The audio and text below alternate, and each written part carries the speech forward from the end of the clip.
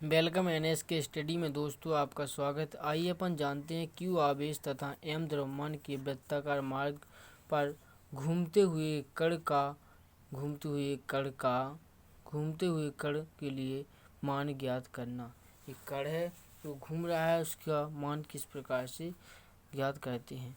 दोस्तों, यदि आप मेरे चैनल पर नए हो तो मेरे चैनल को सब्सक्राइब और बेल आइकन की घंटी का बटन दबाना ना भूलें, जिससे जो मैं वीडियो फॉरवर्ड करूँ वो टाइम टू टाइम आपके पास नोटिफिकेशन पहुंचता रहे, जिससे आप वीडियो को देख सको। और दोस्तों, वीडियो अच्छा लगे तो लाइक और शेयर करना ना भूलें। आइए दोस्तों, अपन देखते हैं कण का मान किस प्रकार से ज्ञात करते हैं। चित्र के द्वारा समझते हैं अपन इसको कि माना चित्र है, कोई चित्र बना दे अपन।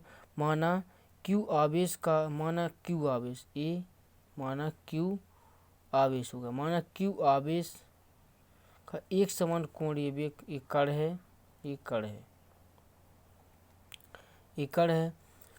कण है, वो एक समान कोणीय वेग ओमेगा, ओमेगा या रेखीय चाल भी वेग से आर त्रिज्या, इसमें आर त्रिज्या में, यहाँ से अपन आर त्रिज्या लेते हैं। आर त्रिज्या के वृत्तीय मार्ग में परिभ्रमण कर रहा है। किसमें? वृत्तीय मार्ग में। वृत्त बनाते हैं अपन एक।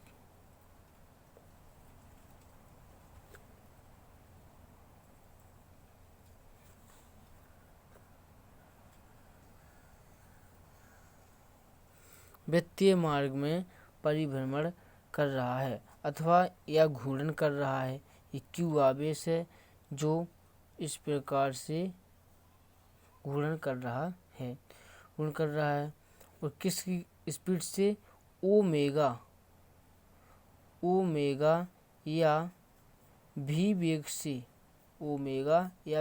से गति कर रहा है। यदि आवेश एक चक्कर पूर्ण करने में, जो आवेश है यदि एक चक्कर पूर्ण करने में टी समय लेता है, कितना समय लेता है? टी समय लेता है तो आवेश की गति से उत्पन्न धारा टी समय लेता है, तो इससे उत्पन्न जो धारा है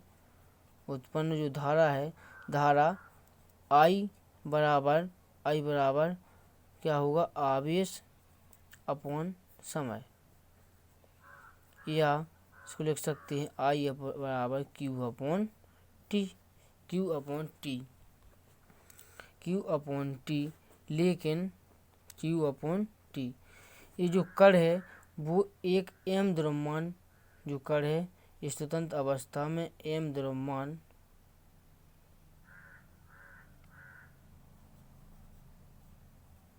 और एल स्थिति में रखा हुआ है, ठीक है। तो लेकिन टी बराबर आवेश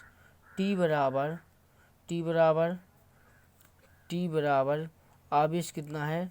2 पाई, और समय कितना लगा इसको? समय किस स्पीड से चल रहा है? ओमेगा से, या समय ओमेगा बराबर वेग चाल भी और दूरी r, यानी r त्रिज्या है, दूरी r।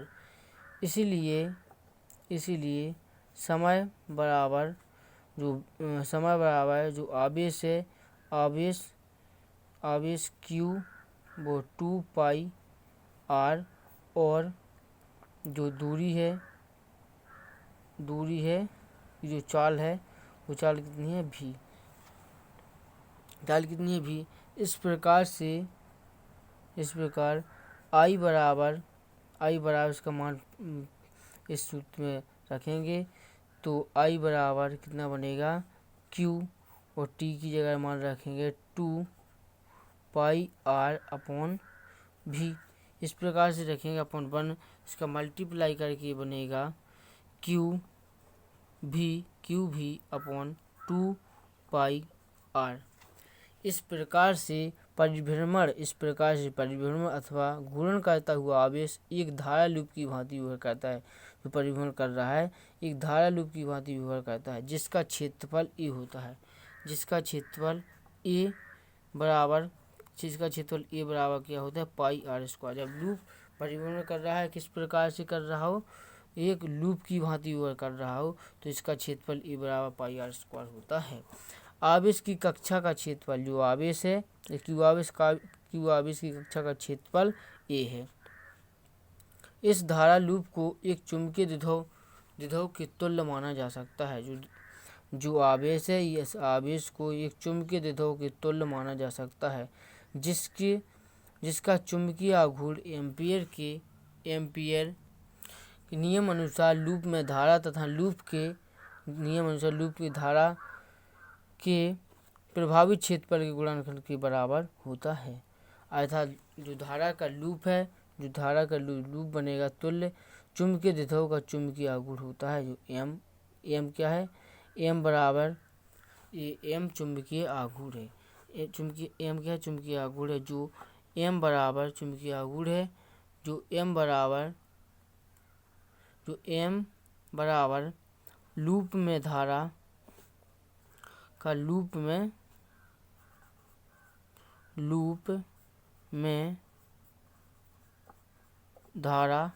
धारा इंटू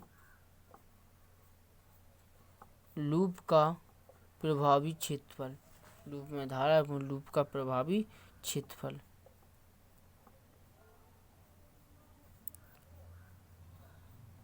प्रभावी क्षेत्रफल लूप में धारा आई क्षेत्रफल ए बराबर, इन दोनों का मान रखेंगे तो आई का मान है Q/V/2 पाई आर और ए का मान है वो पाई आर स्क्वायर।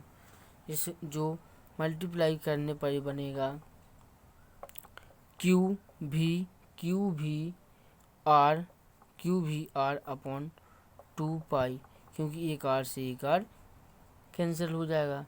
चित्र में चूंकि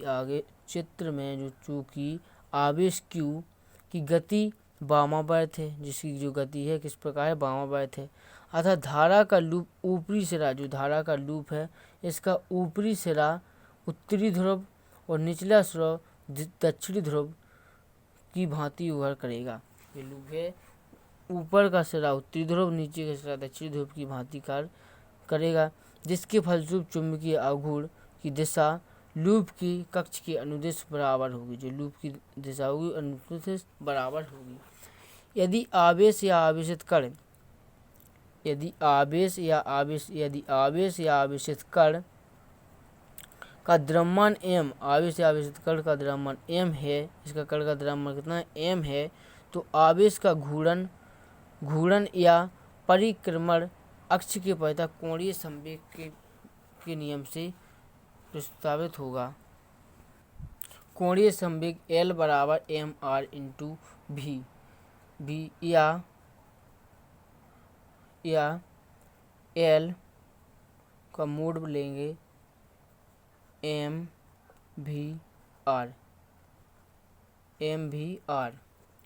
चित्र है अपना, जिसमें यदि कोणीय संवेग की दिशा, कोणीय संवेग की दिशा कागज के तल की लंबा, जो कागज इस प्रकार से कागज है, यदि इसकी जो दिशा है इस कागज की बिल्कुल लंबवत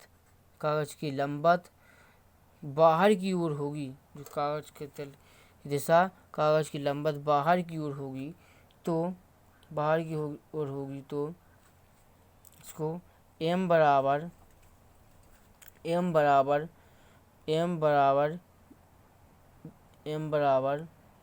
QVR/2m इंटू m, तो ये प्राप्त होगा अपन को Q/2ml।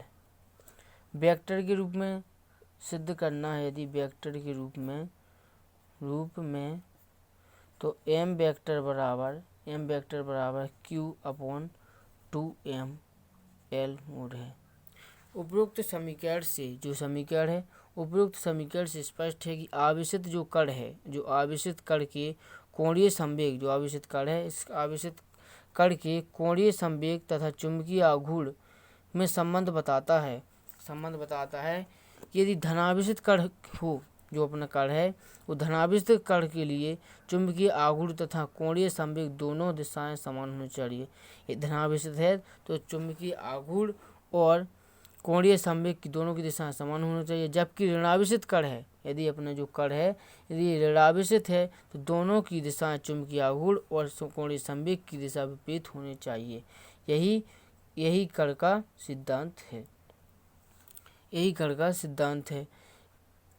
सिद्धांत है।